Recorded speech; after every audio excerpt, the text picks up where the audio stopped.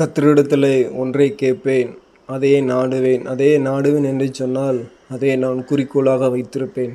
எப்படி என்று சொன்னால், கர்த்தருடைய மகிமையை நான் காணும்படியாகவும், அவருடைய ஆலயத்திலே நான் ஆராய்ச்சி செய்யும்படியாகவும், என் ஜீவனுள்ள நாளெல்லாம் கர்த்தருடைய ஆலயத்தில் தங்கியிருப்பதையே நாடுவேன். அதையே என் குறிக்கோளாக வைத்திருப்பேன் என்று சொல்லி, அங்கே சங்கீதக்காரனாகிய தாவீது என்று சொல்லி ஒரு மனுஷன் சொல்லியிருக்கிறார். ஆமென்.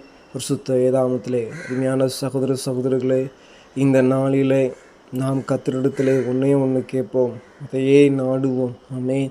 கர்த்தருடைய மகிமை, அவருடைய மதிப்பு என்ன என்று சொல்லி பார்ப்போம். அநேக நேரம் மனிதனுடைய மதிப்பு என்ன என்று சொல்லி தான் நாம் பார்த்து கொண்டிருக்கிறோம்.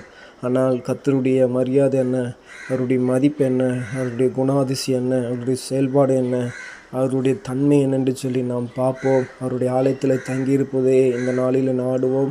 அவருடைய மகிமை ஆலயத்தில் நாம் ஆராய்ச்சி செய்வோம். கர்த்தர் பெரிய காரியங்களை